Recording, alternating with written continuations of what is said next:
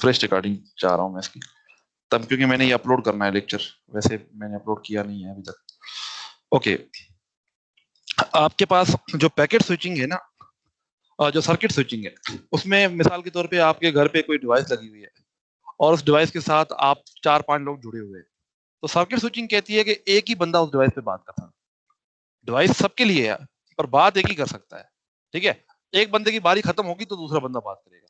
पर आप लोगों ने देखा है कि इंटरनेट जब हम यूज करते हैं तो ऐसे तो नहीं होता, क्योंकि वो पैकेट स्विचिंग यूज करता है। पैकेट स्विचिंग कहता है कि जिसके पास भी डेटा है ना, चुप करके भेज दे, बट वो टुकड़ों में भेजेगा, ठीक है। टुकड़ों में भेजने का फायदा ये होगा कि वो डेटा जो है ना डिफरेंट पाथ के थ्रू जाएगा। तो अगर आपके पास डिफरेंट पाथ है, अगर फर्ज करें आपकी डेटा इस पाथ के थ्रू जा रही है ना, तो ये रूटर्स बिजी होंगे, बाकी सारे फ्री हैं, ये भी फ्री है, ये भी फ्री है, ये भी फ्री होगा, ये भी फ्री है, ठीक है। तो वो कोई पाथ रिजर्व नहीं करती। सर्किट स्विचिंग क्योंकि वो पाथ रिजर्व करती है तो कॉस्टली भी होती है। पाथ रिजर्व करने के लिए हमें काफी सारे नुकसान भी झेलने पड़ते हैं ना। देखो मैं कहता हूँ कि end to end path reserve करने हैं, तो मैं क्या करूंगा, मैं एक पैकेट भेजूंगा, पहले एक स्पेशल टाइप का पैकेट भेजूंगा और हर रूटर को बताऊंगा कि भाई अब जो डेटा मैं भेज रहा हूँ ना वो बहुत इंपॉर्टेंट है, तो अब कम्युनिकेशन बंद कर दो बाकी। तो ये मुझे हर रूटर को बताना पड़ेगा, या बीच में जितने भी डिवाइसेस हैं सबको बताना पड़ेगा। बट सर पैकेट स्विचिंग में ऐसा नहीं है। पैकेट स्विचिंग में कोई पाथ रिजर्व नहीं होता, तो वो कॉस्टली नहीं होता। तो पाथ रिजर्व करना इज कॉस्टली प्रोसेस, ठीक है। इसको कहते हैं सर्किट बिल्ड करना, सर्किट एस्टेब्लिश करना। सर्किट एस्टेब्लिश करना जो है ना वो एक एक्सपेंसिव टास्क है, ठीक है ना। अच्छा, अब पैकेट स्विचिंग में मैंने आपको कहा था कि यार छोटे छोटे पैकेट्स बनते हैं, ठीक है। अच्छा, अब उससे पहले पहली बात यहाँ पे आती है मल्टीप्लेक्सिंग की। आपके पास दो किस्म की मल्टीप्लेक्सिंग है, एक टाइम ड्रिवन मल्टीप्लेक्सिंग, एक फ्रीक्वेंसी ड्रिवन मल्टीप्लेक्सिंग। इन दोनों के बारे में मैं आपको 3-4 साल पहले ही बता चुका हूँ। अब हम आते हैं कि जो टाइम ड्रिवन मल्टीप्लेक्सिंग है ना, ये पैकेट स्विचिंग में भी इस्तेमाल होती है, पर उसमें फर्क है एक। क्या फर्क है इसको समझते हैं, देखें। अच्छा, जो पैकेट स्विचिंग के अंदर टाइम ड्रिवन मल्टीप्लेक्सिंग यूज होती है ना, उसको हम कहते हैं स्टैटिकल मल्टीप्लेक्सिंग।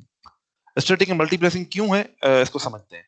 पहले हम भूल जाते हैं पैकेट स्विचिंग वगैरह की, पहले हम सिंपल टाइम ड्यूअल मल्टीप्लेक्सिंग समझते हैं कि होती क्या है। हमने वैसे तो समझी हुई है, बट एक दफा फिर समझ लेते हैं। हमारे पास 4 यूजर हैं। पहले स्लॉट में यूजर 1 के पास डेटा है, एक बी के पास डेटा है, सी के पास कोई डेटा नहीं है, डी के पास कोई डेटा नहीं है। ये सफेद कलर के डब्बे है ना, इसका मतलब है अनयूज कैपेसिटी, मतलब इसमें कोई यूज नहीं हो रहा।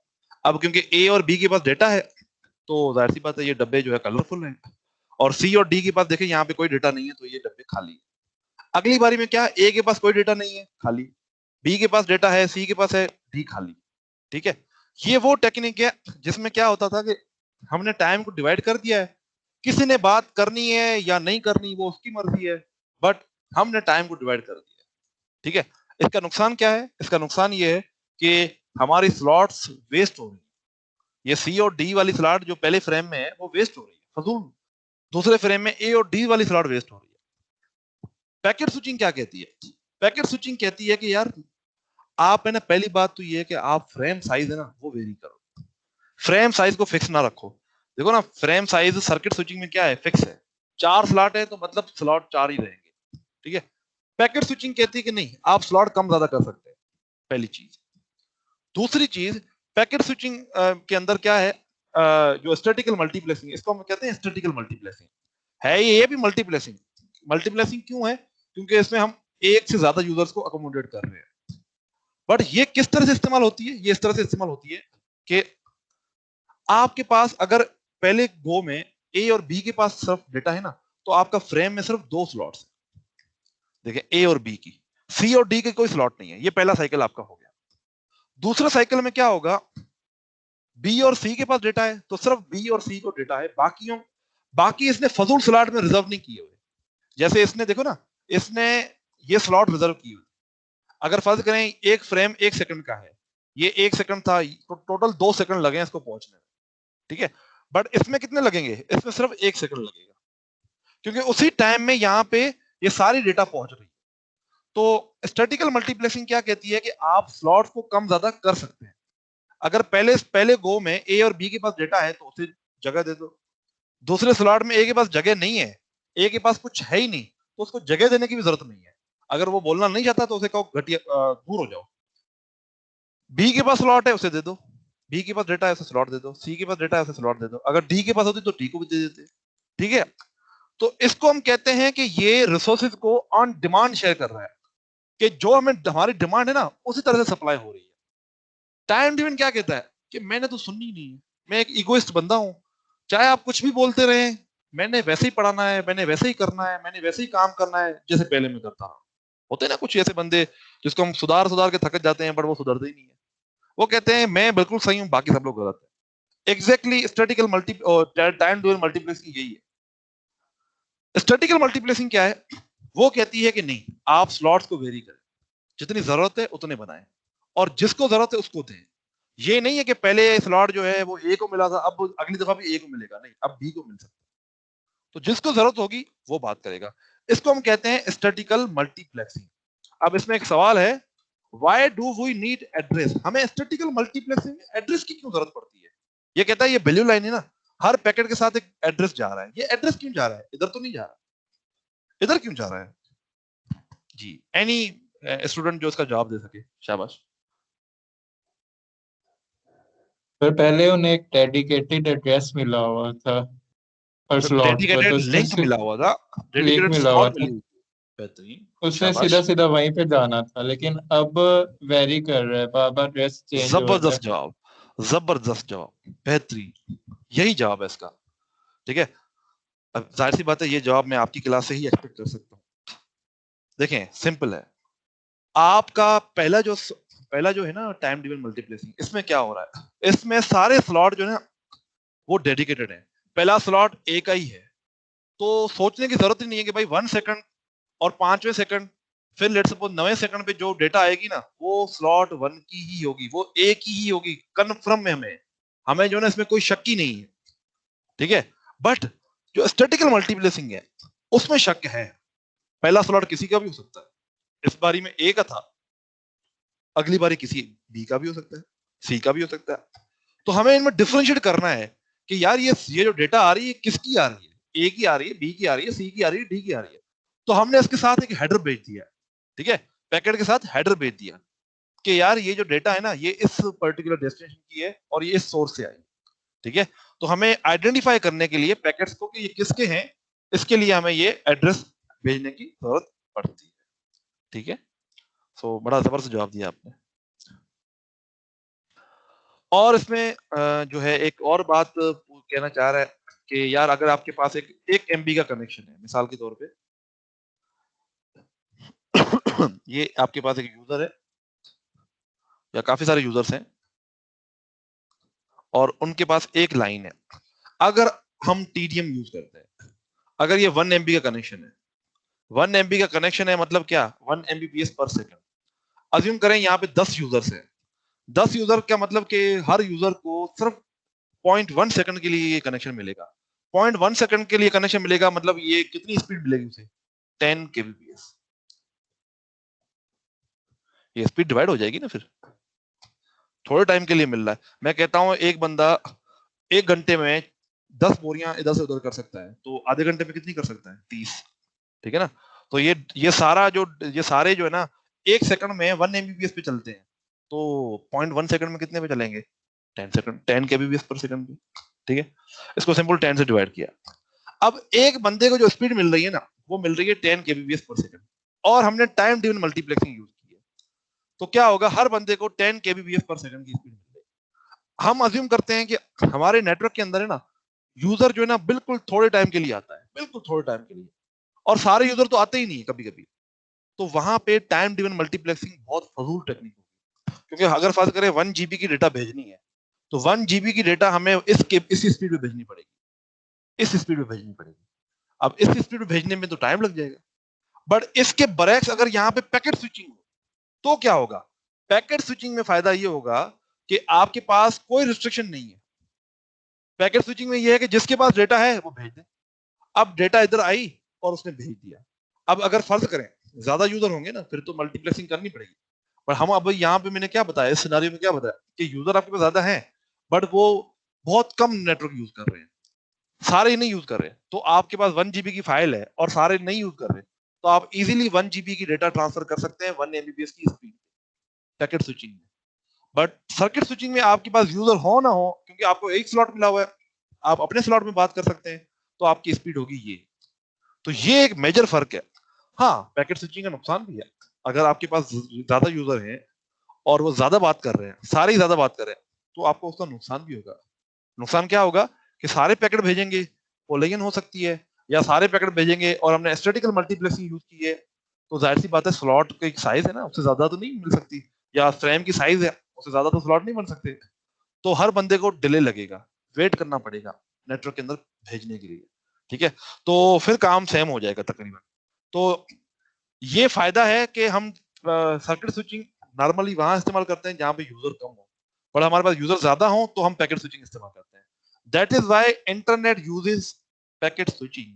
ठीक है, क्योंकि उसमें कोई वो डेडिकेटेड लाइन का चक्कर नहीं है, क्योंकि अगर एक बंदे ने बात करनी होगी तो बाकी बंदे तो चुप रहेंगे, बट इंटरनेट के अंदर तो ऐसा नहीं होता। ठीक है, इसका एक अच्छा मिसाल मैं आपको दे रहा था पहले मोबाइल फोन का। मोबाइल फोन में अगर आप डेटा और कॉल दोनों ऑन करेंगे ना, और अगर आपको कॉल आ गई तो आपकी डेटा यूज होना बंद हो जाएगी। ठीक है ना, तो ये क्योंकि मोबाइल में ना एट ए टाइम पे आप एक सर्विस यूज कर सकते हैं, या तो डेटा की, या तो आप जो है ना वो, तो ये क्योंकि डेडिकेटेड कनेक्शन होता है। ठीक है, तो पैकेट स्विचिंग और सर्किट स्विचिंग में कौन जीता? भाई अगर आपके पास बहुत ज्यादा डेटा है और आप शेयर करना चाहते हैं कोई, के सर्किट स्विचिंग में पहले कनेक्शन बनाना पड़ता है पूरा, उसको कहते हैं कॉल सेटअप फेज, कि हमें पूरा सर्किट बनाना है, तो वो काम हमने नहीं करना, तो फिर तो हम सर्किट स्विचिंग नहीं यूज करेंगे, पैकेट स्विचिंग करेंगे। बट अगर हमारे पास डेडिकेटेड कनेक्शन चाहिए और हम चाहिए कि हमें स्पीड पे कॉम्प्रोमाइज बिल्कुल भी नहीं करना, तो हम सर्किट स्विचिंग यूज करेंगे। ठीक है, बट जो पैकेट स्विचिंग है उसमें मसले हो सकते हैं, डिले हो सकता है, लॉस हो सकता है। लॉस किस तरह से होता है? आप में से कोई बता सकता है कि लॉस कैसे होगा? डिले तो समझ में आता है कि ज्यादा यूजर है, हमने हमें भेजने में देरी लग रही है। लॉस का मतलब क्या है? सर पैकेट लॉस हो सर सकते लॉस हैं कोलिजन की वजह से। बताया था पैकेट लॉस कि दो किस्म मिसाल की के, वजह। जी जी, मिसाल के तौर पे बताएं, शाबाश। सर आपने कहा था जिस तरह मिसाल के तौर पर हमारे पास 1000 MB का कोई आ रहा है डाटा, उसके अंदर से 880 हमें रिसीव हो जाएगा, यानी हमें इतना एक रिसीव हो जाएगा कि जो हमारे काम यानी आ जाए, यानी अगर वो ना भी हमें नहीं रिसीव नहीं हुए नहीं तो। नहीं नहीं नहीं नहीं, मैं आपसे पूछ रहा हूँ कि लॉस का मतलब क्या होता है। लॉस का मतलब ये होता है कि आपका लॉस मतलब क्या होता है, और लॉस किस वजह से होता है। पैकेट लॉस होने का मतलब पैकेट गायब हो जाए। नेटवर्क से पैकेट कैसे गायब होगा? एक इलेक्ट्रिकल सिग्नल कैसे गायब होगा? गायब होने का मतलब ये होता है कि आपके जो रूटर होते हैं ना, उसके पे क्यू बनी होती है, कतार लगी होती है, उस कतार की ना एक लिमिट होती है। ऐसा नहीं होगा कि 1000 पैकेट आ गए तो 1000 पैकेट को रखेगा, 500 की लिमिट है मिसाल के तौर पे।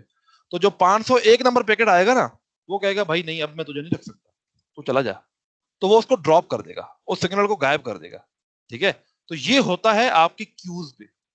ठीक है, तो क्यूज कहाँ होती है? नेटवर्क के अंदर जितने भी डिवाइसेज हैं उनमें क्यूज लगी होती है, जो रूटर शूटर लगे हुए ना उनमें क्यूज होती है। ऐसा नहीं होता कि आपने रूटर को भेजा 1 MB की डेटा और फौरन उसने आगे प्रोसेस कर दी, पहले वो कतार में रखता है, क्योंकि उससे पहले भी तो कुछ आए होंगे ना। रूटर आपके साथ थोड़ी जुड़ा हुआ है, और भी लोगों से जुड़ा हुआ है, तो कतार बनाता है वो, कि ये पहले पैकेट आया है, जो जो आता जाता है वो उस कतार में खड़ा हो जाता है। ये क्यू आपने पढ़ी होगी अगर आपने डेटा स्ट्रक्चर पढ़ी है तो। ठीक है ना, तो वही इस तरह से इस्तेमाल होती है। ठीक है, और कंजेशन होती है। कंजेशन का मतलब है कि जैसे इधर हमारे पास यूसीपी के इशारे पे बड़ी कंजेशन होती थी, कि बहुत ज्यादा गाड़ियां जो है ना वो रश हो जाता था। तो नेटवर्क के अंदर कंजेशन क्यों होती है? क्योंकि पैकेट ज्यादा ट्रांसफर होना शुरू हो गया। ठीक है, डेटा प्रोसेस कम हो रही है और ट्रांसफर ज्यादा हो गया, ज्यादा यूजर आ गए।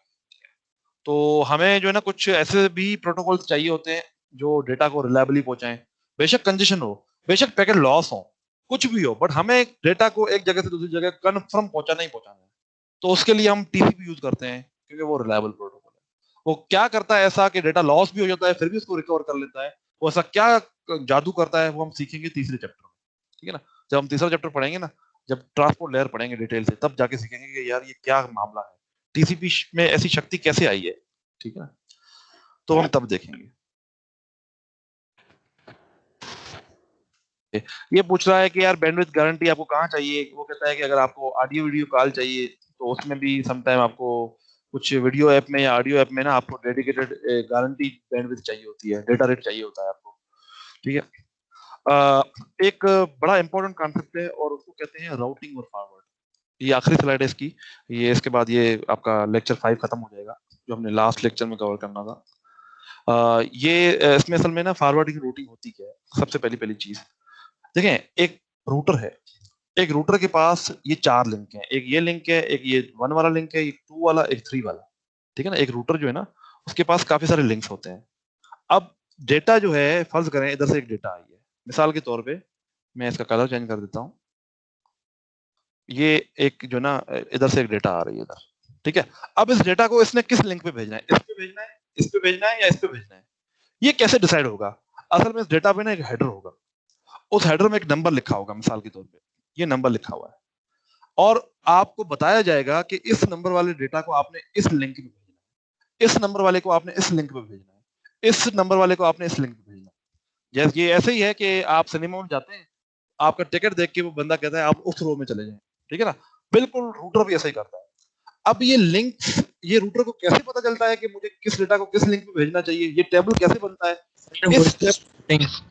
इस टेबल को हम कहते हैं फॉरवर्डिंग टेबल। इस टेबल को हम क्या कहते हैं? Forwarding table. क्योंकि फॉरवर्ड करने का मतलब होता है कि आपके एक पैकेट को एक लिंक से उठा के दूसरे लिंक पे फॉरवर्ड करना, भेजना। अब ये होता कैसे है? हर रूटर पे ये फॉरवर्डिंग टेबल बनता कैसे है? क्या ये हमेशा फिक्स होता है? नहीं, फिक्स नहीं होता, ये चेंज होता रहता है। अभी क्या है, कभी क्या होगा, कभी क्या होगा।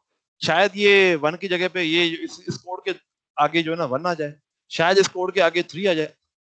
तो ऐसी कौन सी शक्ति है जो इस फॉरवर्डिंग टेबल को बार बार चेंज करती है? वो है रूटिंग एल्गोरिथम। रूटिंग एल्गोरिथम क्या होते हैं? आपके रूटिंग एल्गोरिथम क्या होते हैं? वो डिसाइड करते हैं कि ये पैकेट जो ना सोर्स से लेके डेस्टिनेशन तक अगर पहुंचना है तो वो किस रूट के थ्रू जाएगा। ये वाले रूट के थ्रू जाएगा, ऊपर वाले रूट के थ्रू जाएगा, या ये नीचे वाले रूट के थ्रू जाएगा। 3 रूट है ना इस तक पहुंचने के लिए। तो वो क्या करेगा, फर्ज करें इसने ये डिसाइड किया है, तो वो क्या करेगा, बीच में जितने भी रूटर आए ना रास्ते में, वो सबको एक टेबल बता देगा कि भाई इधर से अगर कोई डेटा आए ना तो तुमने इधर भेजना है, इधर से आए तो इधर भेजना है। ये ऐसे ही है कि आप एक बड़े घने जंगल में गए हैं और वहां पे ना आप टोलों में गए हैं, 2-3 ग्रुप्स में गए हैं। आप कहते हैं पहला ग्रुप जाता है, कहता है यार हम रास्ता बनाते जाएंगे और हम जो ना कुछ चीजें फेंकते जाएंगे। आपने उस चीजों को देखना है, अगर वो चीज फर्ज करें हम एरोस फेंकते जाएंगे, इस एरो का डायरेक्शन अगर लेफ्ट है तो आपने लेफ्ट पे आना है, अगर राइट है तो राइट पे आना है। तो जो पहले ग्रुप गया है वो क्या करता जाएगा, वो सबके लिए रूट बनाता जाएगा और बाकी क्या करेंगे, उसको फॉलो करते जाएंगे, ठीक है। अब ये एरो कौन लगा रहा है? ये एरो लगा रहा है पहला ग्रुप, ठीक है। अब ये ऐसे भी हो सकता है कि वो ग्रुप जो है ना फिर से पीछे से आए और वो एरोस के डायरेक्शन चेंज करता जाए। फर्ज करें सर्किल हो, ये पूरा जो जंगल है वो सर्किल हो और वो एरोस को बार बार चेंज करता जाए, ठीक है ना। तो ये एरोस को बार बार चेंज करना या इस फॉरवर्डिंग टेबल को बार बार चेंज करना, ये किसका काम है? ये रूटिंग प्रोटोकॉल का काम है। अब रूटिंग प्रोटोकॉल ये कैसे करता है, ये हम नेटवर्क प्रोटोकॉल जब पढ़ेंगे ना तब डिटेल से समझेंगे कि ये कैसे होता है। मैं आपको सिखाऊंगा अभी कि कैसे ये बनता है पूरा टेबल, ठीक है। बट अभी के लिए फिलहाल आपको पता होना चाहिए कि नेटवर्क लेयर पे रूटिंग प्रोटोकॉल जो होते हैं उनका ये काम होता है, ठीक है। और फॉरवर्डिंग का मतलब क्या होता है कि एक लिंक पे फॉरवर्ड करना, एक लिंक से दूसरे लिंक पे फॉरवर्ड करना, ठीक है ना। कि इधर से एक पैकेट आया है, उसका हेडर चेक किया और उसको दूसरे लिंक पे फॉरवर्ड कर दिया, खत्म, ठीक है। एक हाथ से चीज उठाई और दूसरे हाथ से आगे भेज दी, खत्म। जी, यहां तक किसी को कोई प्रॉब्लम, कोई मसला मसाइल हो तो प्लीज बताएं।